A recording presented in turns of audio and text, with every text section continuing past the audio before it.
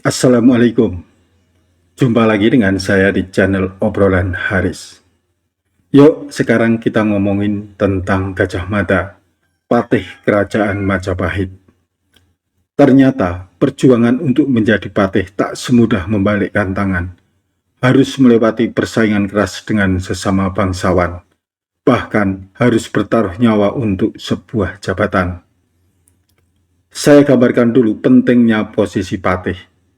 Patih adalah posisi yang sangat strategis, setara dengan Perdana Menteri yang memegang peranan penting dalam pemerintahan. Di Majapahit, Dewan Eksekutif Kerajaan disebut Pancari Wilwatika yang dipimpin oleh Mahapatih Amangkubumi sebagai Perdana Menteri.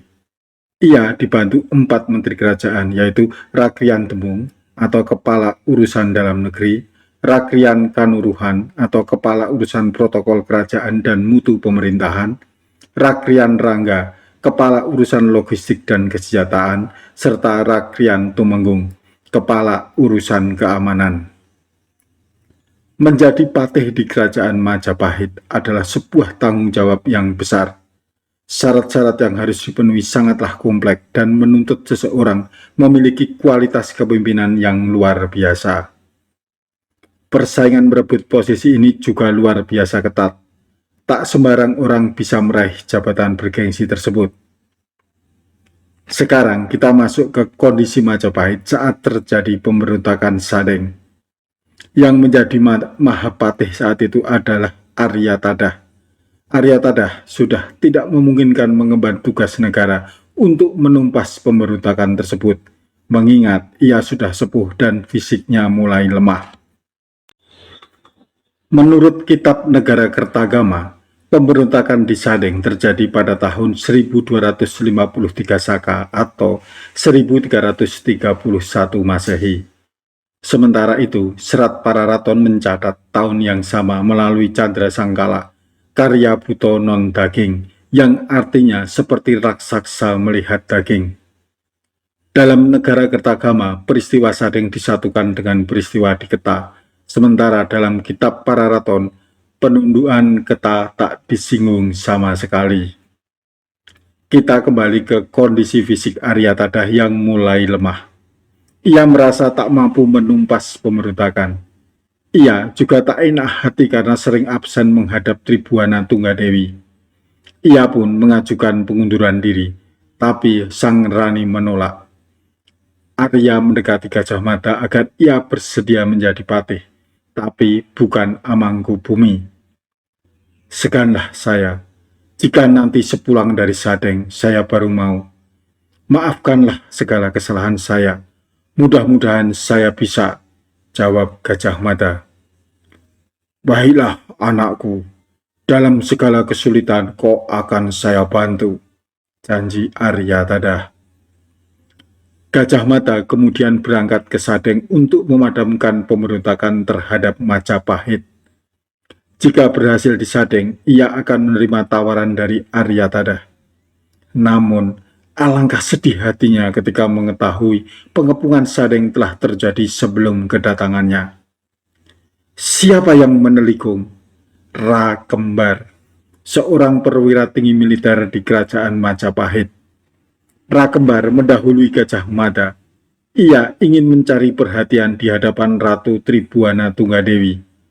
Padahal saat itu Gajah Mada dan Aditya Warman sedang melakukan upaya diplomasi dengan Sadeng agar wilayah dapat tunduk tanpa pertumpahan darah.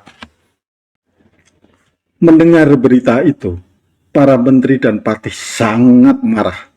Aryatadah mengirim utusan seorang mantra bersama 30 orang untuk mencegah Ra Kembar dan pasukannya agar tak menyerbu Sadeng. Ketika utusan datang, Ra Kembar sedang duduk di atas batang kayu di dalam hutan.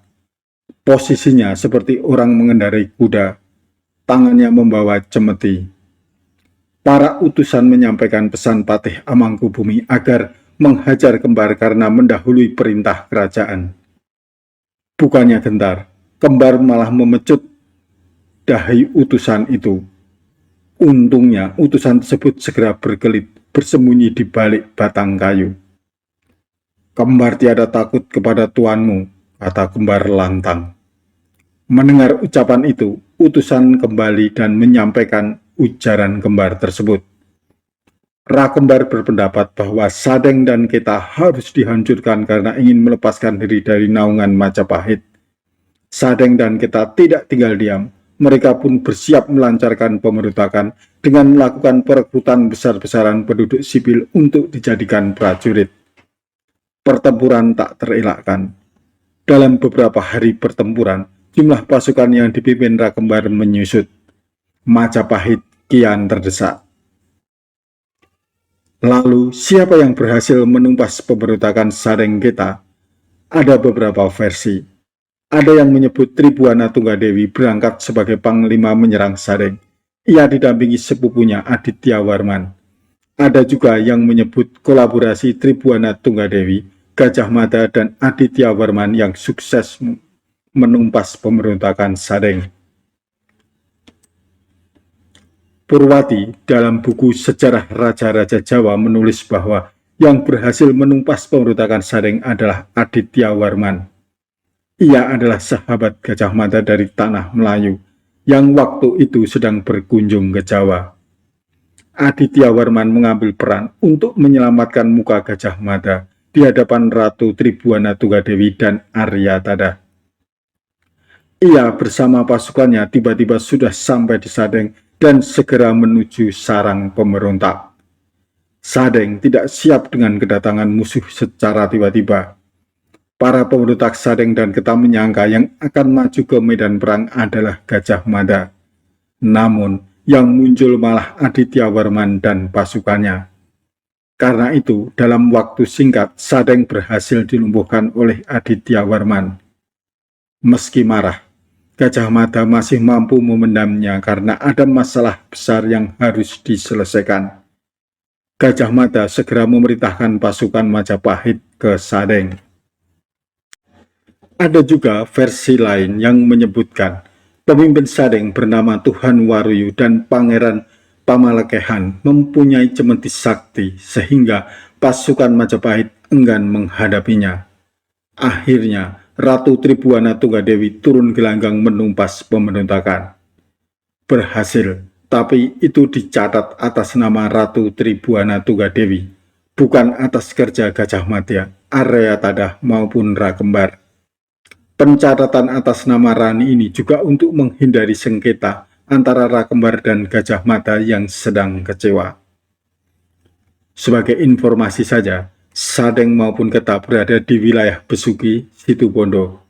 Ketika Gajah Mada diminta untuk menjadi patih oleh Aryatada, dia sedang menjabat sebagai patih Daha atau Kadiri, salah satu wilayah paling penting di Majapahit.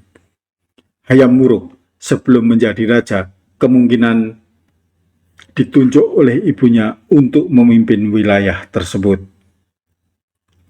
Setelah pemberontakan Sadeng dan Keta mampu diberantas, Gajah Mada yang diangkat sebagai patih Amangkubumi. Sementara Kembar menjadi bekal, yaitu koordinator para mantra Araraman, kekuatan bersenjata pemukul musuh.